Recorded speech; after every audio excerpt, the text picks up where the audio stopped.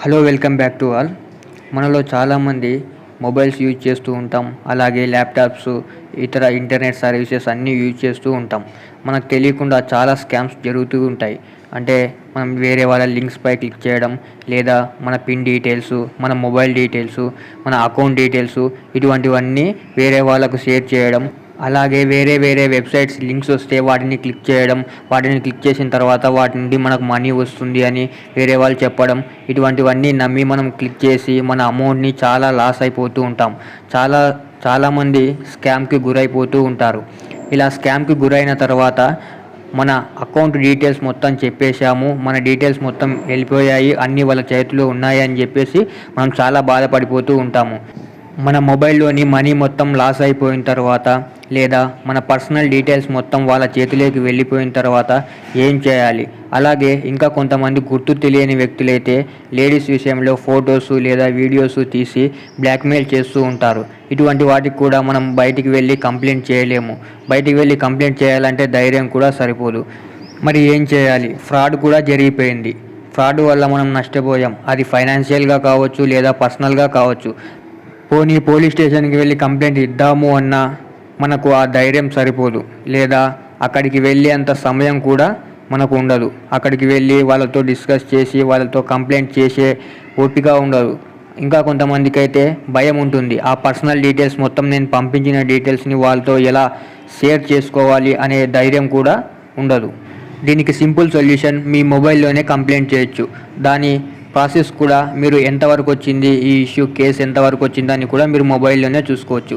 దానికోసం మీ మొబైల్లోని ఏదైనా ఒక బ్రౌజర్ని ఓపెన్ చేసి cybercrime.gov.in అని టైప్ చేయండి. టైప్ చేసిన తర్వాత ఇక్కడ మీరు చూడొచ్చు, మొదటి ఆప్షన్ సైబర్ క్రైమ్ అని, దానిపైన క్లిక్ చేయండి. దానిపైన క్లిక్ చేసిన తర్వాత కొంచెం పైకి స్క్రోల్ చేస్తే ఇక్కడ మీరు ఫైనాన్షియల్ ఫ్రాడా లేదా అదర్ సైబర్ క్రైమా, ఈ రెండిట్లో ఏదో ఒకటి సెలెక్ట్ చేసుకోండి. నేను ఫైనాన్షియల్ ఫ్రాడ్ పైన సెలెక్ట్ చేశాను.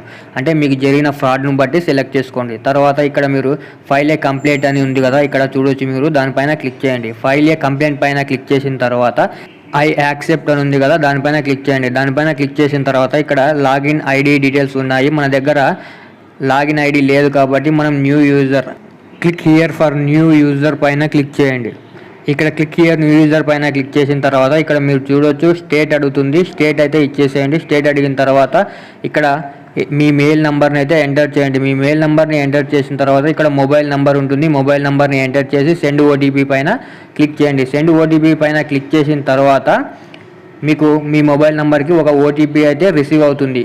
ఆ ఓటీపీ అయితే ఈ విధంగా వస్తుంది. మీరు ఇక్కడ చూడొచ్చు.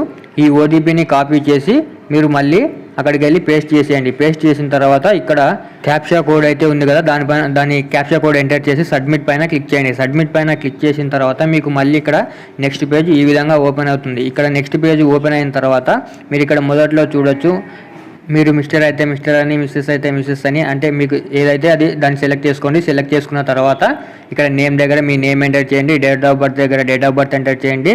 అలాగే మొత్తం డీటెయిల్స్, డేట్ ఆఫ్ బర్త్ దగ్గరికి వచ్చేసేసి ఇయరు, మంతు, మొత్తం డేటు అన్నీ క్లియర్గా పర్ఫెక్ట్గా ఎంటర్ చేయండి. ఎంటర్ చేసిన తర్వాత మీకు కింద మీ అడ్రస్ అడగడం జరుగుతుంది. మీ అడ్రస్ కూడా అక్కడ మొత్తం ఎంటర్ చేయండి. హౌస్ నంబరు, అలాగే కంట్రీ, స్ట్రీట్ నేము, మీ పోలీస్ స్టేషన్ అంటే మీ ఏరియా పోలీస్ స్టేషను, మీ డిస్టిక్, టౌను, విలేజు అన్నీ ఎంటర్ చేయండి. మీ పోలీస్ స్టేషన్ ఏ ఏరియాలోకి వస్తుందో ఆ ఏరియా నేమ్ని ఎంటర్ చేయండి.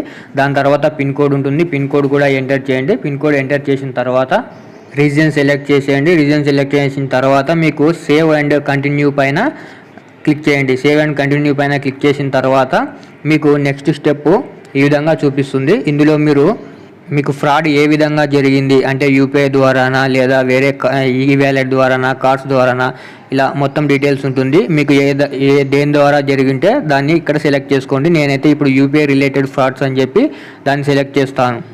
ఇక్కడ ఫ్రాడ్ కూడా నేను ఆన్లైన్ ఫైనాన్షియల్ ఫ్రాడ్ అని సెలెక్ట్ చేశాను. తర్వాత వాళ్ళు టైము, డేటు ఇవన్నీ అడుగుతారనమాట. అంటే టైం ఏ పర్ఫెక్ట్లో జరిగింది దాన్ని కూడా, ఆ టైంని కూడా ఎంటర్ చేయాలి. అలాగే మీరు మనీ లాస్ అయింటే మనీ ఎస్ అని చెప్పేసి, లాస్ అయ్యామని చెప్పేసేయండి. దాని తర్వాత బ్యాంక్ డీటెయిల్స్ ఇచ్చేసేయండి. మీ డీటెయిల్స్ అంటే ఎట్లా లాస్ అయ్యారు ఆ డీటెయిల్స్ మొత్తం ఇక్కడ టైంతో సహా, డేట్తో సహా ఎంటర్ చేయండి.